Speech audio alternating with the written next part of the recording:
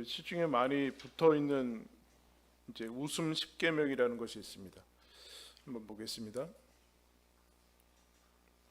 제가 읽겠습니다. 크게 웃어라. 억지로라도 웃어라. 일어나자마자 웃어라. 시간을 정해놓고 웃어라. 마음까지 웃어라. 즐거운 생각하며 웃어라. 함께 웃어라. 힘들 때 더 웃어라. 한 번 웃고 또 웃어라. 꿈을 이뤘을 때 상상하며 웃어라. 여러분 오늘 아침에 일어나자마자 웃으셨습니까? 옆에 사람 보고 한번 웃겠습니다. 아 이상한가? 사람 보고 멋지죠? 이런 웃음의 친구가 뭘까요? 누굴까요? 감사죠. 감사. 감사. 그래서 이것을 감사로 좀 바꿨습니다. 우리 2계명부터 한번 좀 같이 읽겠습니다. 시작. 크게 감사하라. 억지로라도 감사하라. 일어나자마자 감사하라. 시간을 정해놓고 감사하라. 마음까지 감사하라. 즐거운 생각하며 감사하라. 함께 감사하라.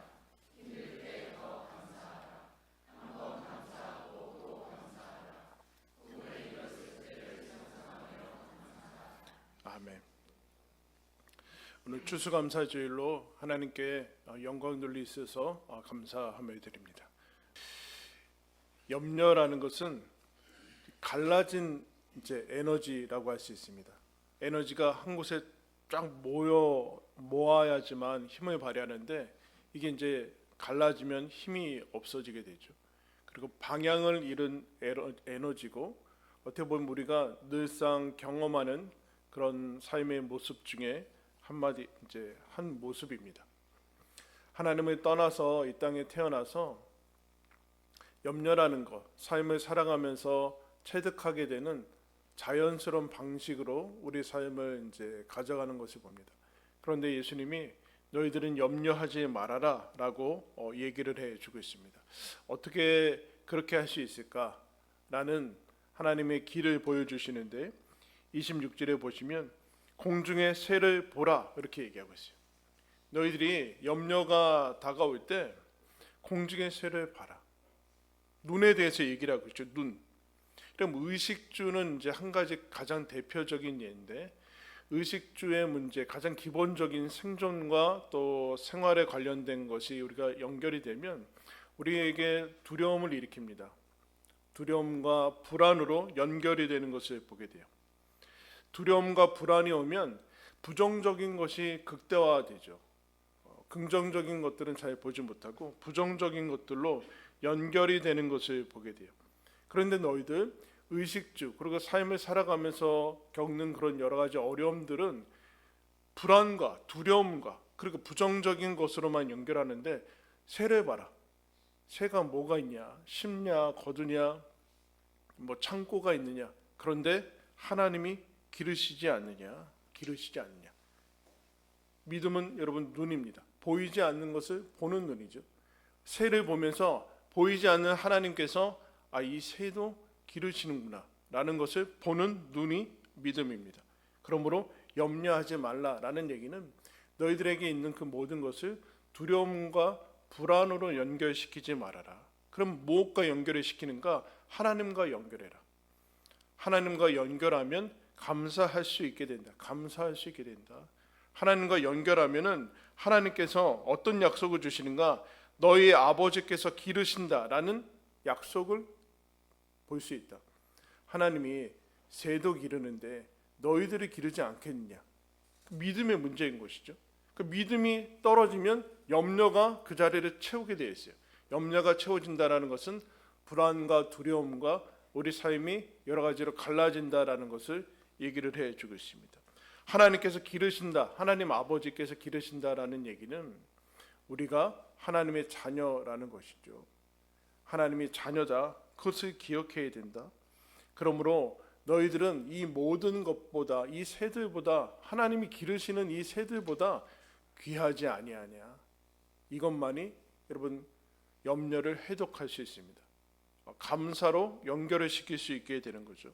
감사라는 것은 하나님이 우리에게 주시는 능력인데 하나님과 연결할 수 있는 것이구나. 그럴 때 이 모든 것이 하나님께서 주시는 선물이구나라는 그 눈을 우리들한테 주신 그 신앙이, 믿음이 하나님을 보면서 지금 연결돼, 이것이 하나님하고 연결되어 있구나, 하나님이 기르시는구나, 하나님이 다스리는구나 라고 하면서 감사로 염려를 바꿔 나갈 수 있다라는 겁니다.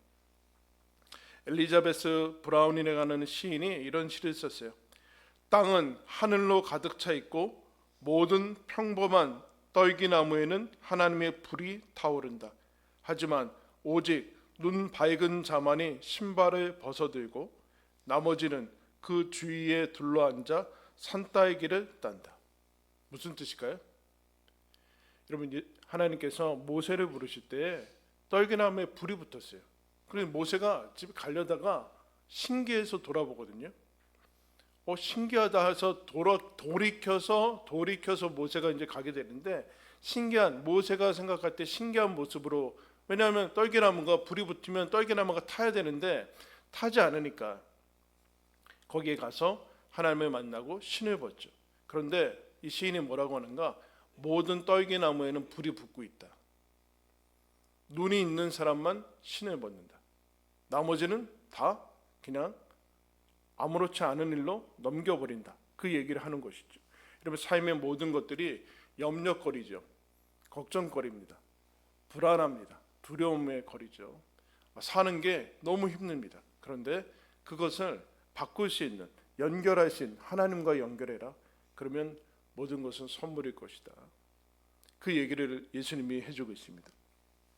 그 다음에 28절에 또 너희가 어찌 의복을 위하여 염려하느냐, 들의 백합화가 어떻게 자라는가 생각하여 보라. 생각해봐라. 생각. 그럼 그래서 감사란 생각하는 것이죠. 즉 사고방식입니다. 우리는 늘 새롭게 생각하지 않습니다. 사람이 하는 사고방식, 생활 방식이라는 것이 있는데 굳어진 길이죠. 굳어진 길로 생각도 생각을 하던 대로 하고 사는 것도 사는 대로 해서, 그러면 이 염려라는 것은 하나님을 믿지 않고 살았던 삶의 방식이에요. 그러니까 늘 염려하는 것밖에 없죠. 여러분, 붕어빵을 이제 겨울이 돼 가니까 붕어빵을 팔기 시작했어요. 많이 들으셨죠? 붕어빵에 여러분 이렇게 액체를 넣으면 모두 다 붕어빵밖에는 나오지 않습니다. 붕어빵 모양밖에는 나오지 않아요. 우리에게 생각에도 그런 틀이 있는데 어떤 삶의 모든 자극, 반응들, 사건들이 우리의 사고 틀을 지나가면 다 똑같이 만들어져요. 근데 우리는 이게 워낙 익숙하니까 그게 맞다고 생각합니다. 이 염려라는 것은 모든 사건의 최악의 상황을 대비하게 만들어요. 맞죠? 안전을 생각해야 되니까, 안전이라는 것을 우리가 대비해야 되니까 이것은 맞는데 평상시에도 너무 극대화하게 돼요.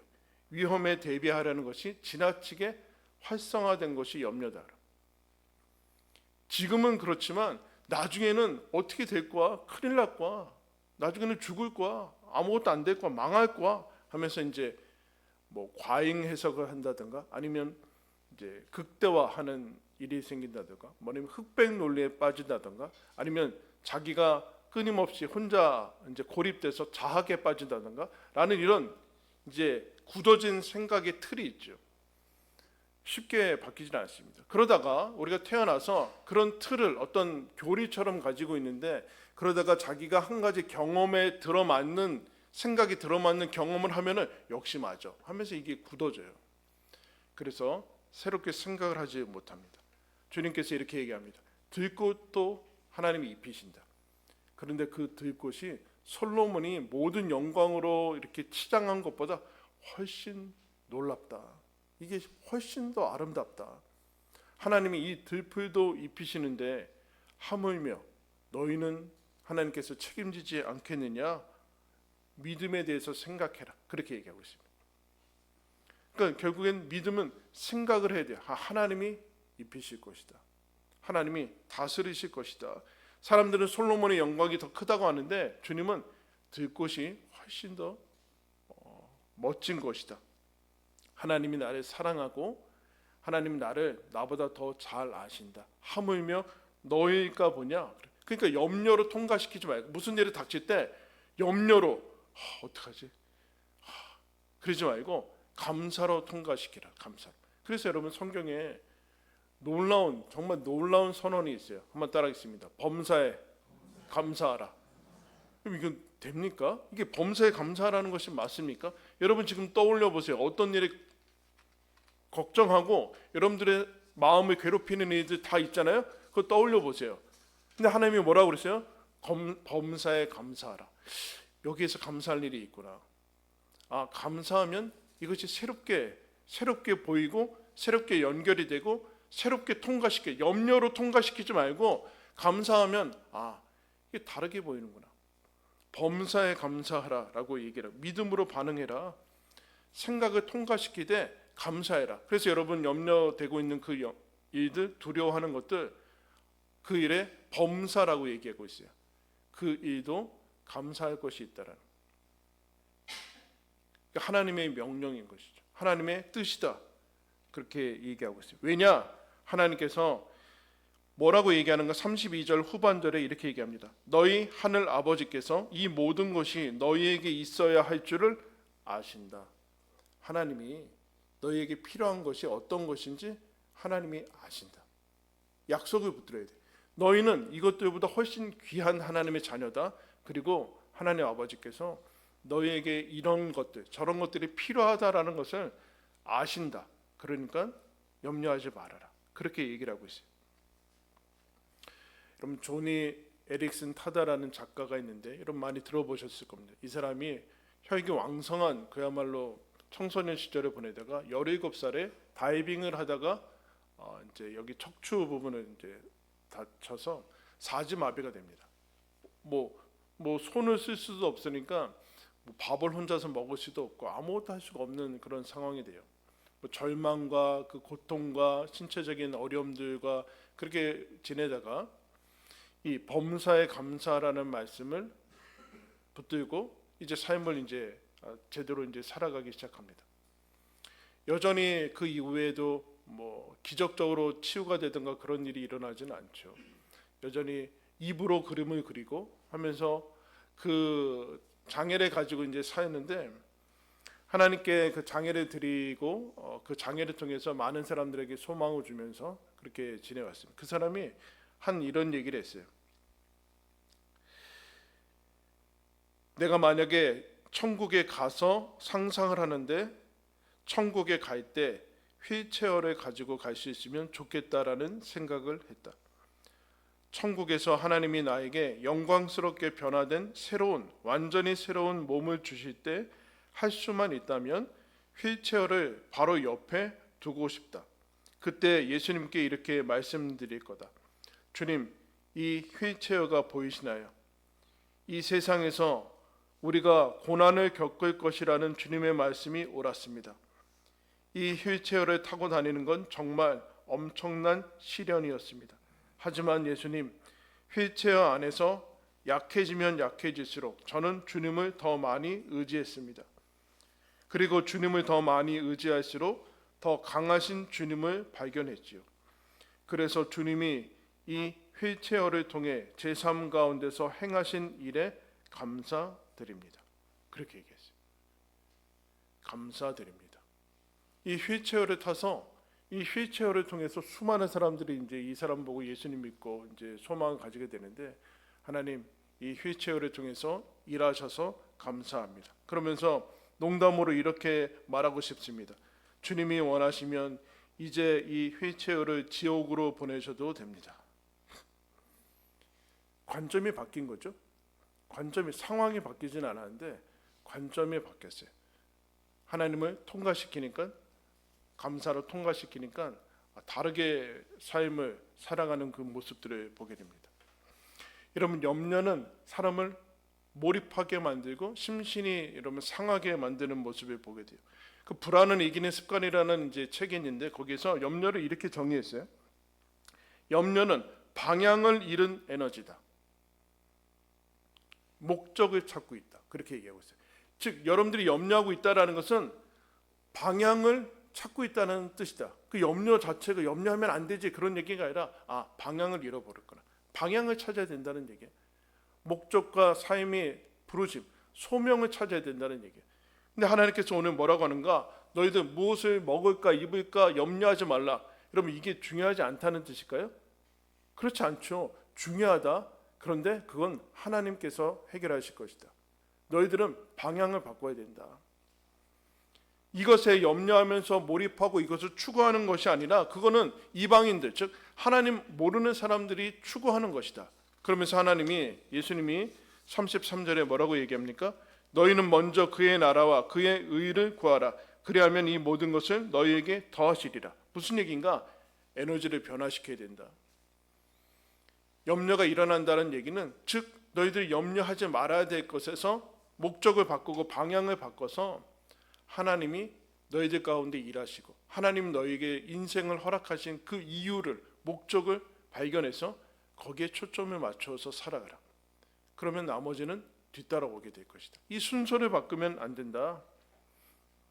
하나님께서 너를 가장 선하게 그리고 가장 고유하게 만드셨다. 그러니까 여기에 붙들리면 하나님의 나라와 의를 구할 수 없다. 너희들은 하나님의 자녀다. 여기에 방향을 바꾸어서 살아가야 된다. 그 얘기를 하게 돼요. 하나님이 약속하시죠. 이것들을 더하실 것이다. 더하실 것이다. 34절에 내일 일은 내일이 염려할 것이다. 어떤 한 미국의 목사님이 세 자녀가 있는데 자녀가 셋이 있는데 어릴 적에 목욕시켜줘야 되잖아요. 목욕시켰는데 이제 세 명이 있으니까 한꺼번에 이제 목욕시키려고 시간 많이 드니까 한꺼번에 목욕 들여보내고 한 명부터 닦고 그 한 명은 목욕조에 있고 한 명은 물길에 닦고 한 명은 이렇게 순서대로 막 하다가 한 명은 이미 닦아서 내보냈고 한 명은 욕조에 있고 한 명은 물길 닦으려고 하는데 얘가 막 춤을 추기 시작했어요.